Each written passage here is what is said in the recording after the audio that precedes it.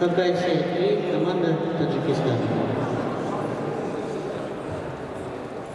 Послушайте список участников этой лиги.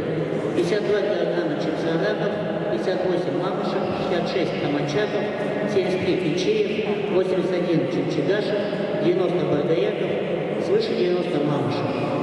В полном составе выступает команда с Хакасии в этой лиге.